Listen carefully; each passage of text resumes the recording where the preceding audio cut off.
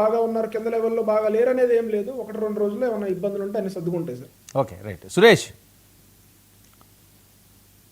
Sir ఏంటి వాళ్ళది సాఫీగా సాగుతుందట, ఎమ్మెల్యేలు తప్పు చేసినా సరే తేడా వస్తే కళ్ళు వేసేస్తామంటున్నారట. మీ హయాంలో ఎలా సాగలేదు చూసారా, మా పాలన ఎంత అద్భుతంగా సాగుతుందో, ఏ ఎమ్మెల్యే తప్పు చేసినా మేము అసలు ఒప్పుకోవట్లేదు, బహిరంగాన్ని శిక్షించడానికి కూడా మేము వెనకాడం, ఇది కదా పాలన అంటే అంటున్నారు. సార్ ముందుగా మీకు పెద్దలు కేఎస్ ప్రసాద్ గారికి, సోదరులు దాసర్ కిరణ్ గారికి, రాకేష్ గారికి నా నమస్కారాలు. చంద్రబాబు నాయుడు గారు ఆయనకున్నంత అనుభవాన్ని ఎప్పుడైతే ఇతర పార్టీలని మభ్యపెట్టడానికో లేదా ప్రజలను మభ్యపెట్టడానికి ఉపయోగిస్తుంటారో వాటిల్లో వచ్చేటువంటి మాటలే తప్ప వాస్తవంగా జరిగే మాటలు కాదు. మొదటగా ఎమ్మెల్యేలకు వార్నింగ్ ఇవ్వడమో లేదంటే ఇంకొకరిని అదుపులో ఉండమని చెప్పడమో కాదు చంద్రబాబు నాయుడు గారు చేయాల్సింది. ముందుగా ఆయన మారాలి. చంద్రబాబు నాయుడు గారే మారకుండా కింద స్థాయిలో ఎమ్మెల్యేలు కానీ, మంత్రులు కానీ, అధికారులు కానీ ఏం మారుతారు? చంద్రబాబు నాయుడు గారు ఇచ్చినటువంటి హామీల మీద కట్టుబడాలి. చంద్రబాబు నాయుడు గారు ఇచ్చినటువంటి హామీల మీద కట్టుబడకుండా రెండో ఏడాది వచ్చేస్తే కూడా ఇప్పటికీ అరాకొరాగా ఈరోజు పథకాలు అమలు చేస్తుంటే ప్రజల్లో వచ్చేటువంటి వ్యతిరేకతని ఎమ్మెల్యేలు, మంత్రులు ఏం చేస్తారు? ఈరోజు పూర్తి ఏంటో చెప్పండి, అవి కూడా ఏంటో చెప్పండి, అవి కూడా ఏంటో చెప్పండి. ఒక నిమిషం నన్ను చెప్తారు, నేను ఇస్తాను. రాకేష్ నేను ఇస్తాను, ఎందుకంటే క్లాస్ టాక్ చేస్తే అర్థం కాదు. రాకేష్ మీరు సరే, రాకేష్ ఒక్క నిమిషం అండి. ఇప్పుడు ఎమ్మెల్యే తీరు గురించి అడిగారు వర్మ గారు. అదే ఇదే వైఎస్ఆర్ కాంగ్రెస్ పార్టీ కాదు, ఎమ్మెల్యేలు ఇష్టం వచ్చినట్టు మాట్లాడినా ఊరుకొని ఉండడానికి జగన్మోహన్ రెడ్డి కాదు, మా చంద్రబాబు నాయుడు గారు, పవన్ కళ్యాణ్ గారు నోటికి ఏదొస్తే సరే కాదు వినండి. రాకేష్ ఒక్క నిమిషం వినండి. రాకేష్ ఫస్ట్ వినండి, నా మాట వినండి. మీకు ఇద్దరు కాదు, వినండి. మీరు ఇద్దరికి ఆయన సమాధానం చెప్పాలి. ఆయన ఇప్పుడే స్టార్ట్ చేశారు, మీకు నేను ఇస్తాను, అవకాశం ఇస్తాను.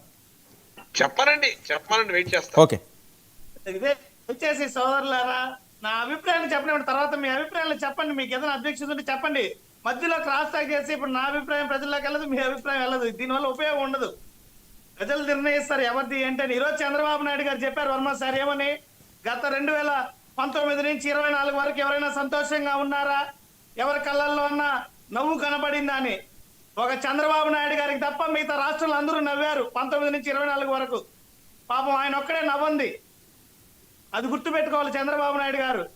ఈరోజు జగన్మోహన్ రెడ్డి గారిని విమర్శిస్తూ ఏ వేదిక ఎక్కినా కూడా గతంలో జరిగిన విధ్వంసం అంటూ మాటికొస్తే జగన్మోహన్ రెడ్డి గారి మీద విమర్శలు చేసేదే పని కట్టుకొని ఉంటున్నారు చంద్రబాబు నాయుడు గారు. కానీ ఆయన చేసేది ఏమన్నా చెప్తున్నాడు ఎక్కడైనా? ఏం ఉద్ధరించారని చెప్పి 16 నెలల్లో.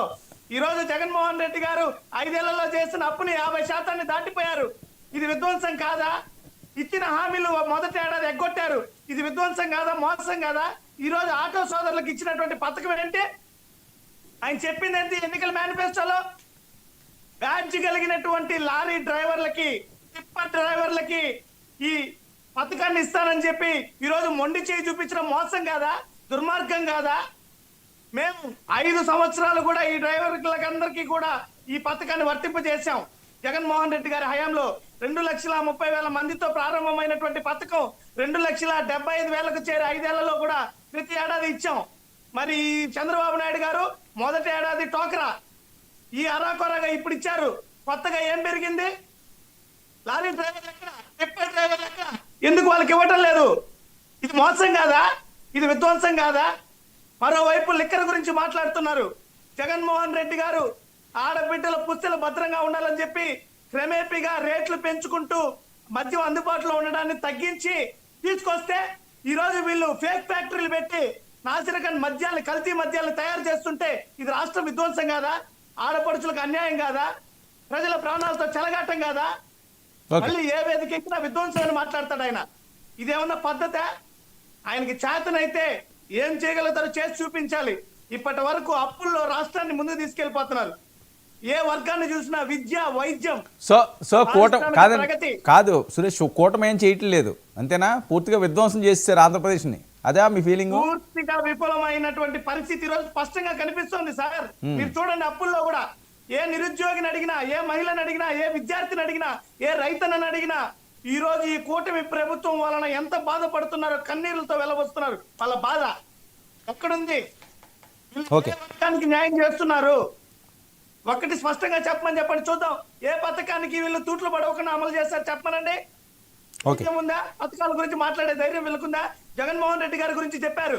ఈ రోజు జగన్మోహన్ రెడ్డి గారి వల్లే ఈ రోజు కూడా మీరు డ్రైవర్లకు పథకాలు ఇచ్చారు. ఈ రోజు జగన్మోహన్ రెడ్డి గారు గతంలో ఇవ్వడం వల్లనే ఈ రోజు మీరు తల్లికి వందనం అంటూ పథకాలు ఇస్తున్నారు. జగన్మోహన్ రెడ్డి గారు ప్రవేశపెట్టడం వల్లనే మీరు ఈ రోజు అన్నదాత సుఖీభవ అంటున్నారు. ఈ రోజు ఈ వర్గాలన్నీ కూడా జగన్మోహన్ రెడ్డి గారిని గుర్తు చేసుకుంటున్నారు.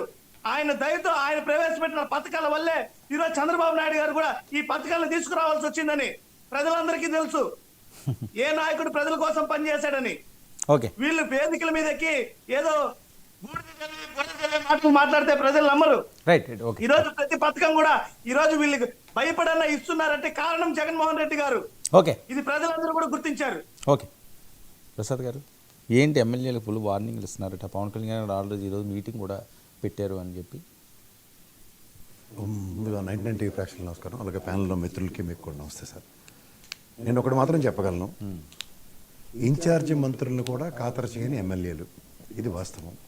అనంతపూర్లో కాపు రామచంద్రారెడ్డి వర్సెస్ కాలువ శ్రీనివాసులు గారిది ఈ మైనింగ్ విషయంలో తీవ్రమైన పరిస్థితి. వాళ్ళు కొత్తగా వైఎస్ఆర్సీపీ నుంచి జాయిన్ అయిన ఎమ్మెల్యేలు కూడా కొన్ని నియోజకవర్గాల్లో జనసేన పరంగాను